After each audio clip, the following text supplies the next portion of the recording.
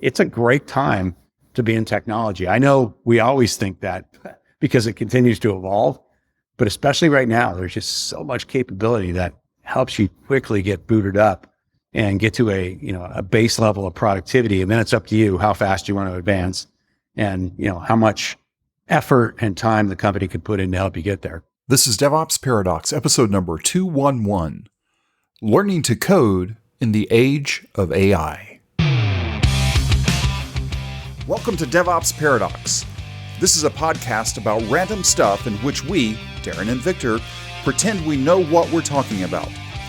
Most of the time, we mask our ignorance by putting the word DevOps everywhere we can and mix it with random buzzwords like Kubernetes, serverless, CI/CD, team productivity, islands of happiness, and other fancy expressions that make us sound like we know what we're doing. Occasionally, we invite guests who do know something, but we do not do that often since they might make us look incompetent. The truth is out there, and there is no way we are going to find it. P.S. It's Darren reading this text and feeling embarrassed that Victor made me do it. Here are your hosts, Darren Pope and Victor Farson. Victor, I know you got to computers in a roundabout way because your degree, if I remember correctly, was in archaeology, correct? Almost.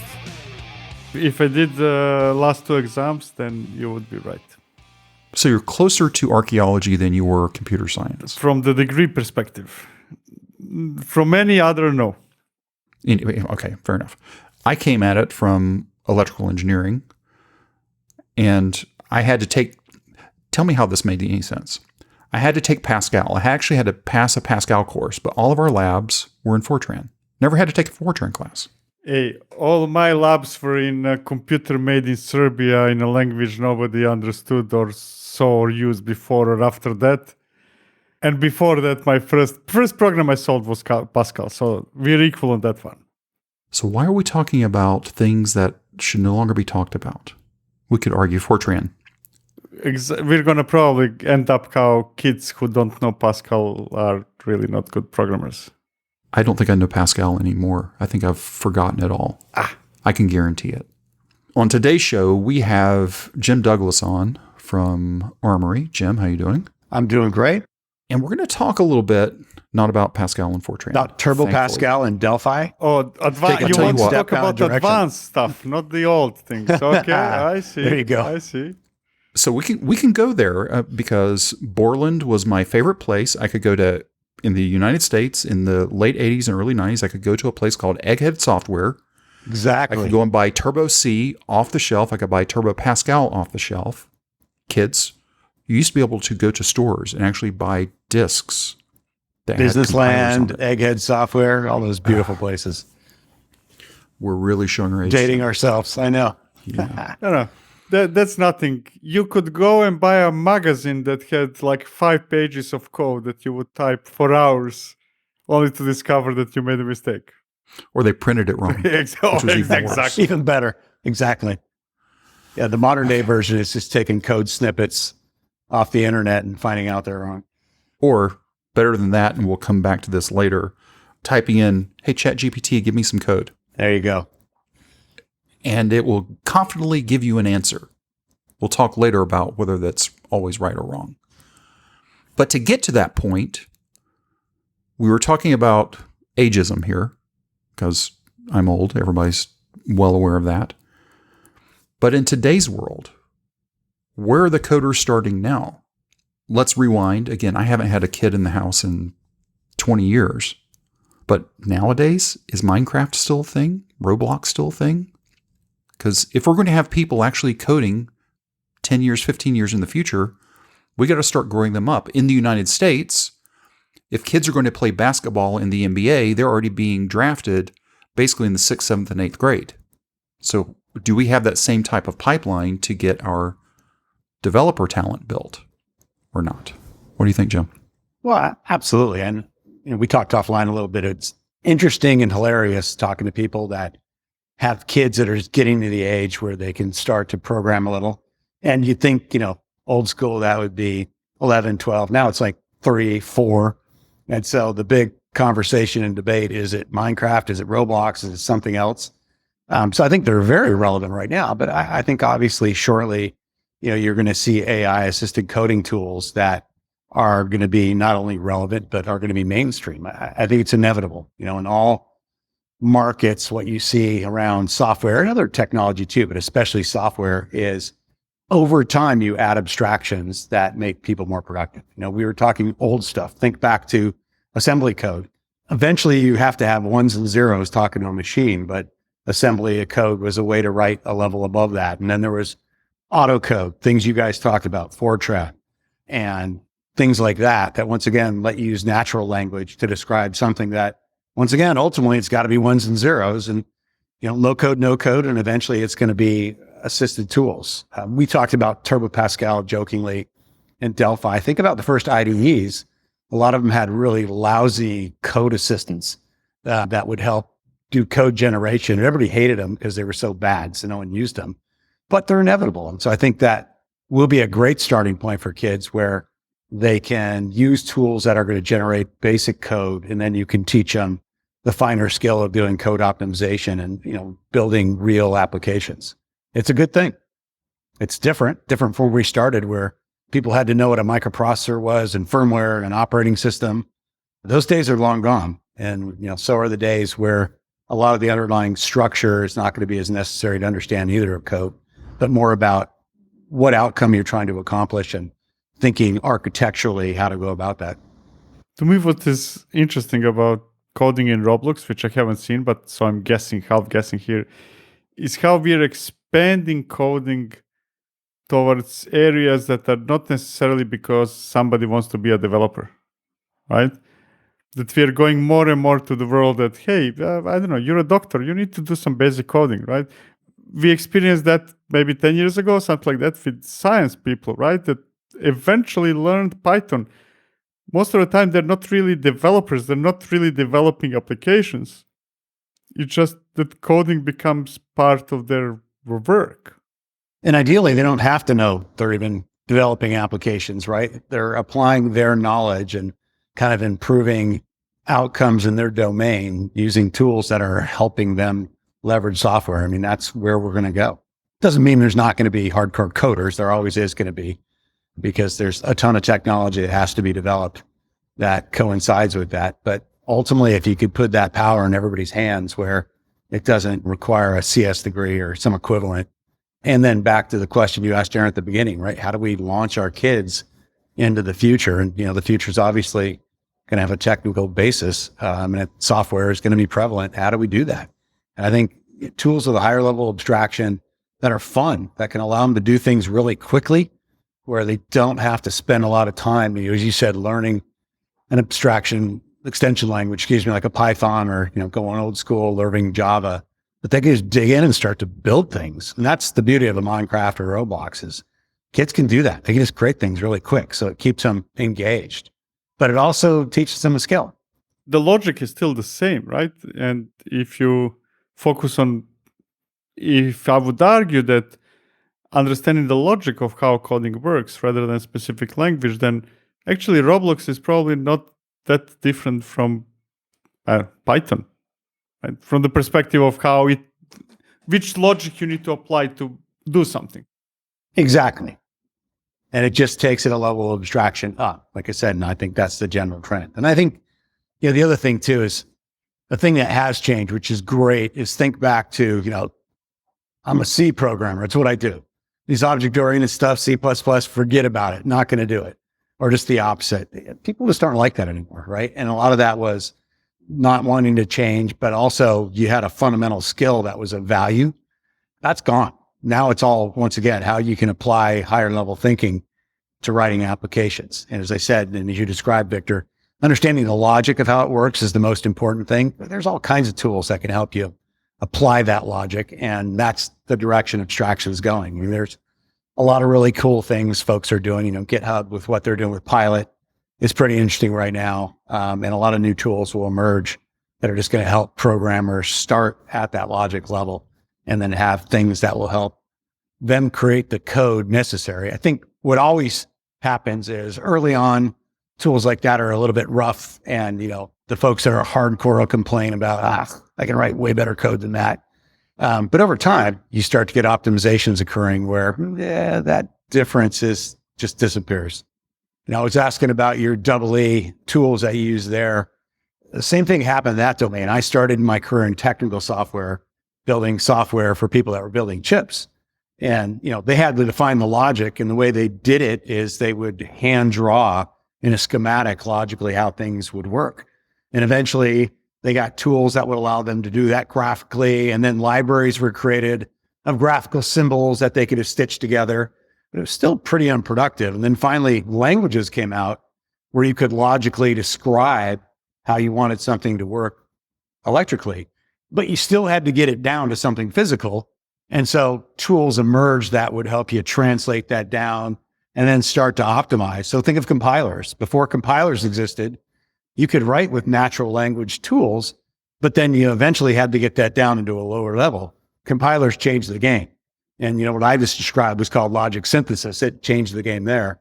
And so the reason I bring it up, as we move up, short term, you can shoot holes in how well these things actually build code. But I'm telling you right now, there'll be optimizations that occur. And then once again, how we link them down to lower levels in the overall workflow will all emerge too, where automation will occur that are just going to make that magically happen for people. And it's great. It's very productive. It gets people to the next level of productivity. It allows more people to get engaged. It's going to allow people to get engaged earlier, which is fun. Back to where we started, tools like Minecraft and Roblox, they're just fun. Kids like playing with them, right? And, by osmosis, they're learning the logic of coding, which is awesome. When you mentioned higher level of productivity, right?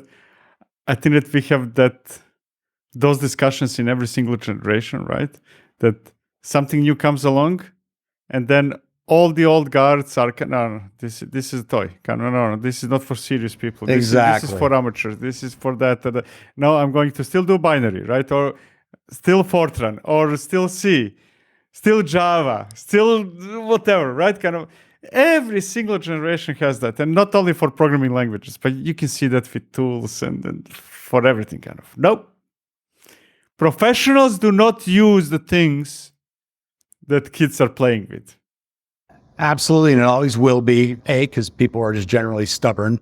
And then B, there's a sense of expertise that goes with your knowledge that, people hold on to as well. But as I said, the general flow is you get a level of abstraction, then you get a little more automation around it, then you get more optimization around it. And then either those people let go and they move up to the next level of abstraction, or they move on. And generally, people have a sense of self-preservation. So they tend to let go and move on as well. There is a third option, and that's I'm senior, I'm saying no, and you will do it when I retire. That's how enterprises work. Yeah. Well, I listened to one of your podcasts a while ago too. It was talking about why people hold on to old tools and infrastructure. A lot of people like that find that niche. There's applications that should be running on mainframes for the next 20 years because they just work. In Fortran, in COBOL, there's people out there who have to maintain those. I've got a good friend that's one of the earliest employees at Adobe, and he's still maintaining some of their font types that are on really old school printers for mainframes because people need them. So there's always a space. You're right? I exaggerated a little bit, but in general, people like to learn, and they get to the point where they let go. I think at that point where they can no longer argue that it could be done better the way they do it when those optimizations occur. It's just that point where you're like, yep, you're right. Like I said, that's the benefit of being around the block a little bit. I've seen this in industry after industry. We mentioned Copilot and we talked about ChatGPT. Yep. Is that today's version of Roblox and Minecraft for the grown-ups? I think so. I think, it's got a lot of momentum right now. I'm talking to some of the folks involved with that. There's saber rattling around lawsuits right now in terms of how people are training the algorithms, so how they're accessing code. This too shall pass, right? It's a new technology, and so the legal system will catch up. And I think we'll get to sanity on that front. So I think there's a little hesitancy when I'm out talking to executives about people inside their companies using those tools until those things get to ground. But I do think it is going to be the next wave for professionals. They're pretty interesting. We've had folks, I won't say playing, that sounds trivial, but looking at those tools and looking at how they could effectively use them. And they kind of fall into the domain I talked about today. They're really good at a lot of very straightforward, simple things that you've got to do over and over again. So they're very productive from that standpoint. You've got to write code around them. You've got to do optimization for certain important functions. But if you could get into a workflow where you could just use those to generate, as I said, code you're using over and over again that are standard functions, people would pick that up in a heartbeat. So that legal argument, I honestly don't understand. What's the difference between me taking something from a Git repository, which might be in public domain or this license, that license, and pasting it into Stack Overflow from where you're going to copy it? How is that different than Copilot taking that same code and giving it to me through Visual Studio Code? Let me not say you for a minute. Let me say, allegedly, if you were to do that, would you always follow the licenses of all those code? Do you look at the license behind it? From Stack Overflow, right? If I copy from Stack Overflow, I'm in potentially same danger, right? And show me a developer who is never copied anything from Stack Overflow. Developers copy from everywhere is my point, right? And there's no way that anybody can follow that. But when you've got a significant corporation that's doing something interesting, somebody's going to take notice and look at where they're actually getting information, how they're training algorithms, and whether or not that complies with all the licenses. That's just bound to happen. Like I said, it'll get worked around. I don't personally think this is going to be a big long-term issue. I think it was something that was probably necessary to be confronted. I think GitHub/Microsoft is on the right path. I like where they're going with this. I think it's a natural extension from a dev standpoint. And I think not only them, but other kind of capabilities are going to have a big impact. I think fairly soon. I think this is just a little hurdle. We'll get past it. And then I think people are going to start taking advantage and really figuring out how to use them productively with the rest of their flow. IDEs are an old school example, but think back to when IDEs came about. The hardcore developers are not a chance. Give me my VI or Emacs editor. I'm not going to touch anything that's graphical. Then they got forced to actually use them, and occasionally they'd use them. Then a little more they'd use them. Pretty soon they're using them a lot for things that are pretty basic. And then they dive back down into their favorite editor and they pound out hardcore things that they got to do themselves. You'll see a like pattern just at a higher level of abstraction with these AI-based tools.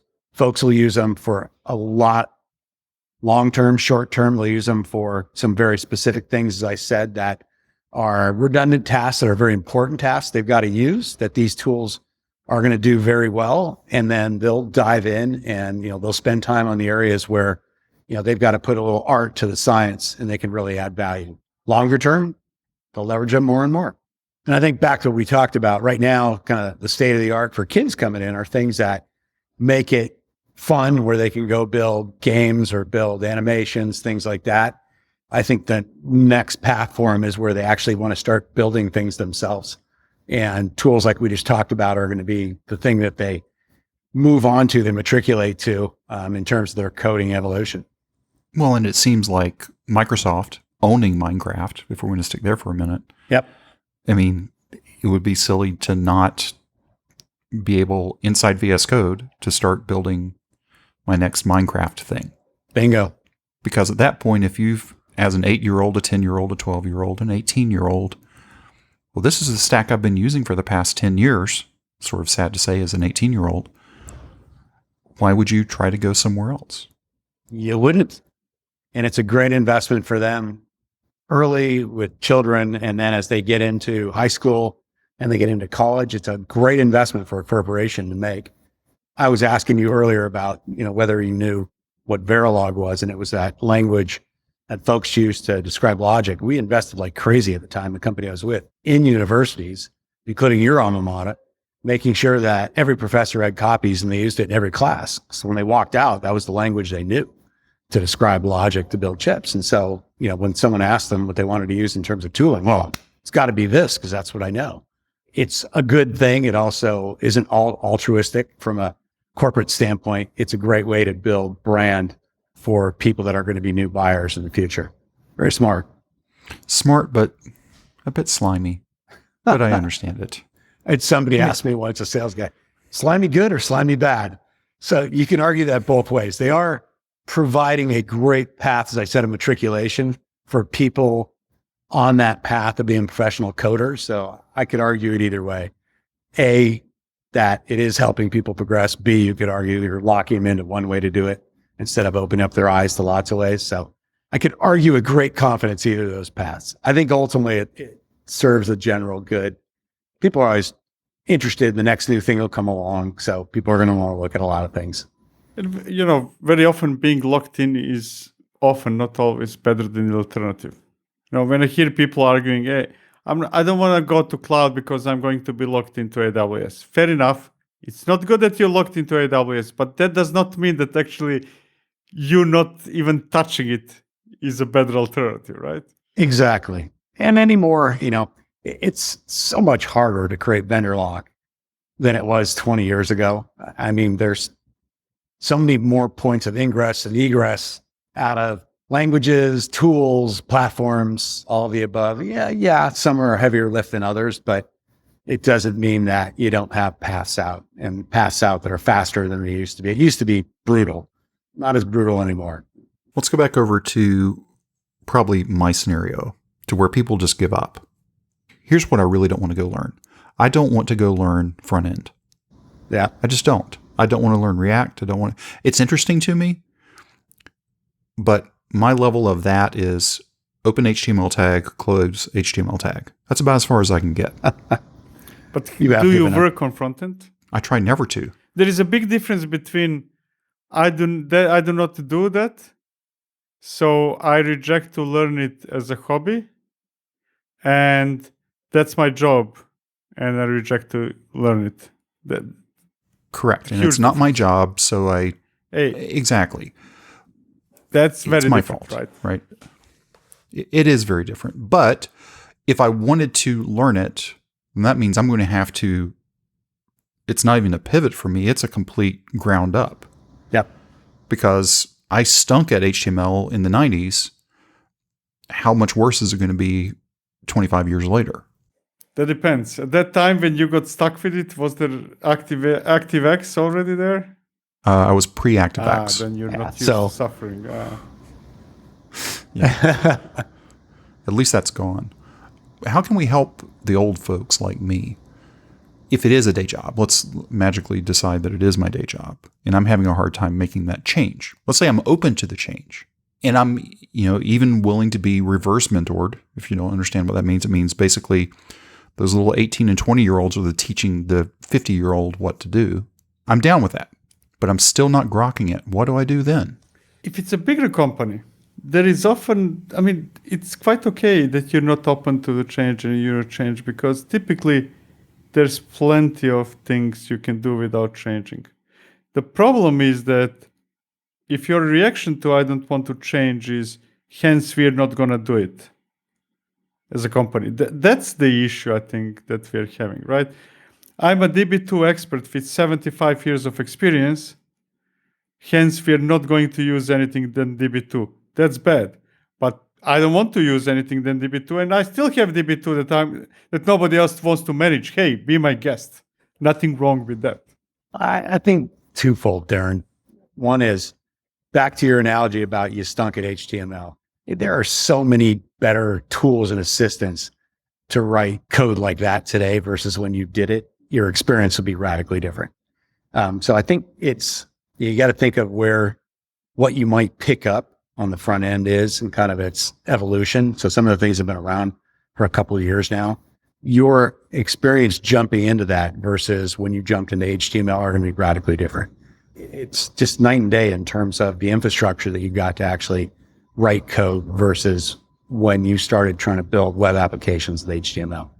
And I think the second thing, just jumping into what Victor said, is there's always complementary infrastructure and complementary code, even at the application level, that has to be developed, where you can decide you're more valuable there and you don't need to dig in, right? It's not all or nothing unless you're just going to a new opportunity where that is the opportunity and you're either deciding you're going to do it or not.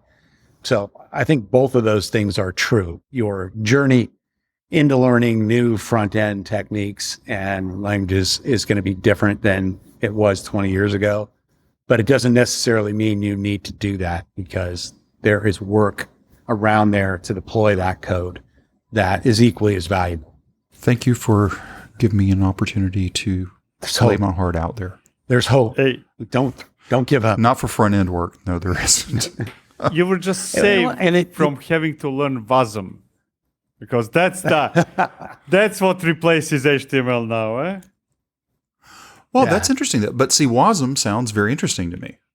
But again, I have to learn some front end. It's like, I don't want to do that. Well, I don't even know why. I can't even tell you why, but people seem to like bin out like that. Those that love front end and those that love the back end. So, and they both need to exist. Even as we go up that abstraction layer, you still need kind of the infrastructure, the back end behind it. So don't fret. That world's evolving too. There's a lot of interesting things that are new and exciting there and that you can focus on as well. Well, I guess the point I was trying to get to in that completely absurd scenario was for people that are wanting to learn, willing to learn, no matter their age, and they're wanting to transition. Let's say somebody back end wanting to go to front end, or somebody front end wanting to go to back end, or somebody wanting to move from back end to operations. Forget the whole Yep. DevOps thing for just a minute. How can we make that easier for people? Or how can organizations make that easier? Number one, the organization doesn't owe you anything except a paycheck. Let's get that out there from the beginning. So if they help you make these transitions, be thankful and take advantage of them. So magically assume that the organization is doing that for you. How could organizations make that better? Let me make one comment before I dive in. I'm going to take your age off the table. It's not the age, it's the experience. Because you have the same problem other than the baggage you have of your knowledge. Your knowledge actually should be a benefit rather than baggage. Your experience in learning new things, because you've got more context. Sometimes that can be good. Sometimes it can be bad. It's like teaching a little kid how to ski, right? They're tiny. They're this tall. They're not afraid of anything versus an adult trying for the first time. Yeah, there's a difference. But with coding, it's just experience, right? So the context, if you can let go things that aren't going to help you be productive, and you can take advantage of what you do know just about code in general and the logic behind code, you can learn quickly, right? And I've seen people do it all the time. So it's more experience. I think to your question specifically in corporations, you do see this quite often. It's easier in bigger companies to help people do that. Smaller companies, sometimes you have to add a necessity because it's all hands on deck, right? We can't add more people. So we've got to cross train, and we have to have people that can do more things, wear more hats. I think it's a combination of direct mentorship quickly, and you need people that are motivated to self-learn. And the great news is there's this little thing called the internet. It is so easy to self-learn right now. There's just so much out there that can help you get started that there's really no reason that you can't have rudimentary capability pretty quick in a lot of these domains if you've got someone that can be arm in arm with you. That's typically what I've done in big and small companies, because I've helped people make those transitions. And I said, it's not, you teed up, it's not altruism, it's necessity. It's both, right? They're at the end of the day accountable for their career. You're responsible to help them achieve as much as they can out of their talent and out of their aspirations. And, you can look at it as a CEO one of two ways. If it's good for me, I'm going to help them. Or you can look at it the way I do, which is obviously our shareholders are who we've got to satisfy, but I get personal satisfaction out of helping people actually achieve their aspirations. So someone has got to be motivated to learn. You can put them in an environment with somebody that has expertise in that area, and you can tell them what they need to do to self-teach in parallel, and they typically are going to pick things up pretty quick. Obviously, you don't want to put them in harm's way where failure is going to, back to your responsibility running a company, going to put you at risk.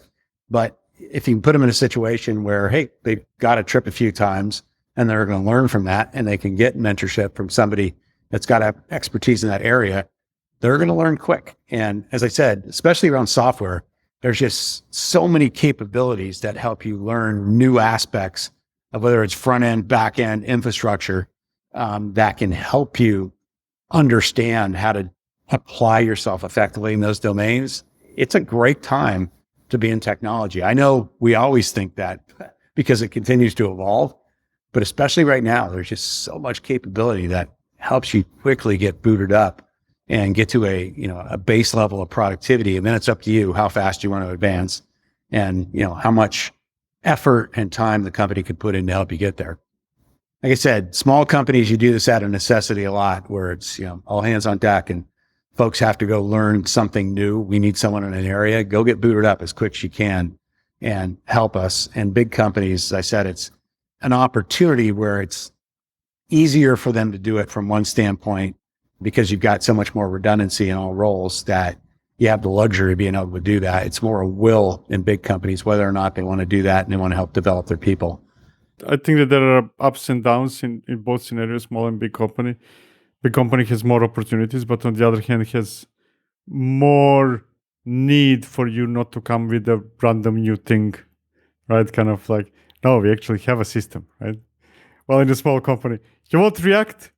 Is that what you want? Because right now we have nothing.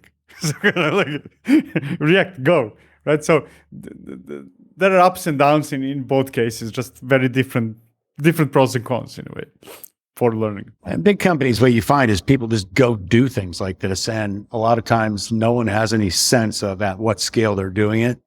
When you go through economies like we're in right now, that's when people find out, because that's when they want to know what every single person is doing, every single project. And you get a lot of more scrutiny on them. When you're in better economies and higher growth across the board, people have more degrees of freedom to do that. And they do a lot of more self-exploration. I think back to what you were asking, Darren, those ways companies, Google's always been very good at this when people have ideas, allowing them some of the freedoms to go and actually explore those ideas and nurture them. But then there's also, hey, I want to make a pretty significant change. Is this something I can do? Good progressive companies will help people if they've been high performers or very solid performers in the past. And you obviously have to bring something to the table before someone's going to invest in you, just like interviewing for a job the first time. But, if you've proven that A, you're capable, B, you've got a willingness and you're going to actually be successful at anything you put your hands on, you'll get a lot of support in most good companies. It's interesting you bring up the economic times and how people are really putting everything under a magnifying glass right now. Like when things get tight, people look at the magnifying glass, which makes complete and logic sense to me. But shouldn't it be even more so when things are actually good? Absolutely. Because then you have the margin to spend time doing the magnification. Usually in these times when things are really tight, you don't have the time to be magnifying. You're just knee-jerk reacting to whatever is happening. Well, not but and. Trying to do too many things is never a formula for success. So even when things are going really well, if you're trying to incubate a lot of new things, having a process where you can get down to a small number that you think have a lot of potential quickly, and then investing more heavily in a few of those swim lanes is way better than fragmentation, where you've got a lot of things that are underinvested. And I think people don't put the effort a lot of times in bigger companies, to do that level of prioritization, and then just to really understand all these little things that are getting incubated. So I think you're spot on. And I think companies that do that well are usually the ones that are wildly successful. As I said, they pick a few things that make a lot of sense, knowing they're all still high risk, right? There's no guarantees they're going to come to fruition with big success, but they put enough wood behind the arrow where they've got a chance to be very successful, versus you just have these grassroots things happening everywhere. Just the change in optics are when you're in a period where the whole market's slowing down, there's more of a shift going on profitability. Anything that's not essential is going to be under heavy scrutiny, versus what you described. If you have a process where you always have that level of scrutiny, more looking at opportunity rather than trying to put the screws to cost, then you're more effective in terms of how you apply scarce investment dollars, because investment dollars are always scarce. It's a question of what magnitude. Markets like this, they're a lot more scarce. Even when things are going good, they're finite, right? And so making sure you're applying those finite dollars in a more logical, a sense of prioritized investment is always better. And a lot of companies don't have that discipline to do that. They get it for short period of times, as you were alluding to, when things are tough, and then they lose that discipline as things titrate back the other way. Great companies don't do that. Great companies, that's a muscle that's well developed, and they can apply it under either scenario. So how do we take that and apply it back to our kids learning to program Minecraft and Roblox? You're a parent, obviously. My thing with my kids were, hey, you know my friends, right? I've got friends that are wildly successful that never went to college. I've got friends wildly successful went to college, and I've got the opposite in both camps. Look at what successful people had. They were all smart. They all worked their tails off, and they found something they were passionate about. And, that was the thing with my kids, and kind of leading them to what they were passionate about. I shouldn't say leading them, encouraging what they were passionate about, and then helping them down that path. They were both smart. They both worked hard. Somehow I did something right. So if your kids are passionate about coding, I think those are great places to start. But I think encouraging them to branch out beyond that and learn skills that are going to help them do more than operate within just those domains where they can start to code and build things on their own. I think a lot of the entrepreneurial programs you're getting in, K through 12 and then even into college are great ways to do that, where you can turn it into fun, where you're helping them build a business, even if it's, not for profit, if it's something that's just trying to better society and start applying those skills. I've seen a lot of parents, and I've worked with a lot of kind of middle school and high school kids thinking about it that way, where they're kind of, once again, they started down the path you described, but then help them apply that to something that's going to have a more positive outcome and is fun versus something that's just fun. They get excited about that, whether or not I said it's for, they have that capitalist streak where they want to go build a business and make money, or they see a great chance to do something in society. For me, that's something that's really helped. We, at my last company, we were investing in some after school programs, trying to bring STEM into the programs. And these programs are mainly just trying to help parents create an environment for kids after school because the parents couldn't be present. And so they were structured, which was great, but they were only fun. We tried to come in and teach them things like robotics, which is a blast for kids, but then they're learning kind of basic coding. But it was a great way for them to do it in a way that was fun. And then we tried to do some things on top of that, once again, for kids that wanted to think about entrepreneurship. And so teaching them what that was. So from my standpoint, that's just a natural progression for children is, get them down that path into something that's going to create something bigger than, just what the next game is. And maybe it's a game too. Maybe they want to go build their own game. They got that aspiration. Kind of teach them what it takes to actually do that and go publish a game. You said the environment situation in which parents can help kids do X, Y, Z, right? Maybe we should start thinking about the other way around. Kind of like how the environment in which kids can actually finally teach parents how to do Roblox coding or something like that. I agree. There's huge truth in that. And my son actually did that with me a lot, right? Because both in terms of tools like that and then just games in general, like I'm a sponge. I love to learn.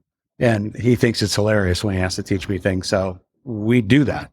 And I think parents that aren't in tech or they just have not explored themselves, if they're not open to that, they're making a huge mistake. Because they can learn more. But being there for your child and actually having them be excited to teach you something is the other way to actually really encourage them to pursue those things.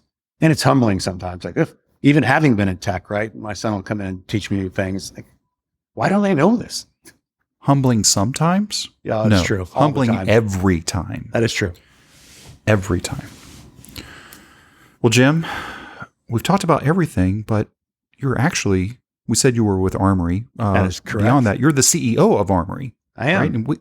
And we haven't talked anything about Armory. And, I want to be polite and give you a chance to talk a little bit about Armory and find out if people can apply their Minecraft skills to Armory. We'll help them deploy their applications they're building with Minecraft and emerging code. Our company is very simple. We're focused on helping people deploy high reliability, high stability, highly secure code at scale. It's not a trivial thing to do in the cloud native world that we're kind of embarking on right now. We complement really well tools that your company builds, Darren. And I think that's the starting point for a lot of people on their cloud native journey. If they are not building code cloud native, as they start in their CI environment, and CI tools will evolve where you've got basic pipelining capabilities and basic orchestrating capabilities. When you really try to deploy at large scale, you really have to augment those environments. And Armory's been very focused on that. So that's our core competency, and that's what we're working with our customers on. How do you deploy to multi-environment, multi-service, multi-cloud? How do you do that on a global basis and do that with high velocity, but maintaining high reliability and stability and security? That's who we are. It's our passion. That's the core competency of our team. We provide a couple of different experiences depending on how hands-on people want to be in creating that deployment approach and the deployment strategies, either real hands-on where they want to craft what that deployment flow looks like and what strategies they're going to use to deploy code, or very declarative out of the box where we just capture best practices for them in a highly automated fashion that allows them to quickly be able to move towards best practices for continuous deployment. Continuously deploying Minecraft. Exactly. That would make a lot of kids happy. Absolutely. They create a new level. The only reason I'm saying Minecraft is at least I semi know what that is. And it's a wonderful thing that it's based on Java. Yep.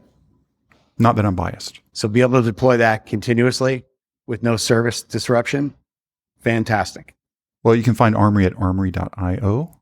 And all of Jim's contact information will be down in the show notes. Jim, thanks for being with us today. It was a pleasure, Darren. Victor, thank you. Let's do it again sometime. We hope this episode was helpful to you. If you want to discuss it or ask a question, please reach out to us. Our contact information and a link to the Slack workspace are at devopsparadox.com/contact. If you subscribe through Apple Podcast, be sure to leave us a review there. That helps other people discover this podcast. Go sign up right now at devopsparadox.com to receive an email whenever we drop the latest episode.